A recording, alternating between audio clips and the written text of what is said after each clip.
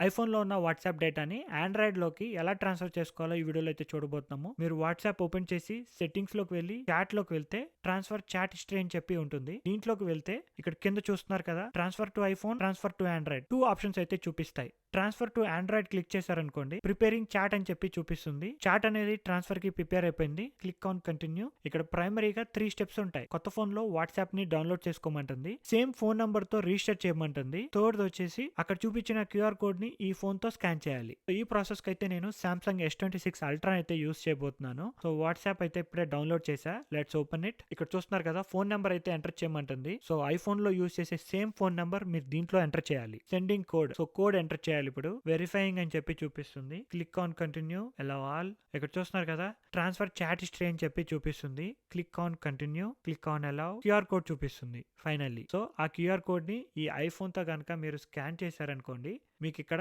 Join అని చెప్పి ఒక ఆప్షన్ చూపిస్తుంది. Click on that. Me iPhone లో ఉన్న వాట్సాప్ హిస్టరీ మొత్తం ఆండ్రాయిడ్ లోకి ఎటువంటి కేబుల్స్ లేకుండా ఎటువంటి థర్డ్ పార్టీ అప్లికేషన్ యూస్ చేయకుండా ట్రాన్స్ఫర్ అయిపోతుంది. ఐఫోన్ లో ట్రాన్స్ఫర్ కంప్లీట్ అయిపోయింది. Click on done. లాగౌట్ అయిపోయింది కూడా. లాగౌట్ అయిపోయిన తర్వాత మీ ఐఫోన్ లో డేటా అప్పుడే డిలీట్ అయిపోదు. మీరు అన్లెస్ ఈ అప్లికేషన్ ని డిలీట్ చేస్తే తప్ప వాట్సాప్ లో ఉన్న డేటా అంతే ఉంటుంది. అండ్ ఆల్సో ఐక్లౌడ్ లో బ్యాకప్ అయి ఉంటే మీ బ్యాకప్ ఐఫోన్ లో అంతే ఉంటుంది. సో చూస్తున్నారు కదా ఇక్కడ transfer complete. Click on next.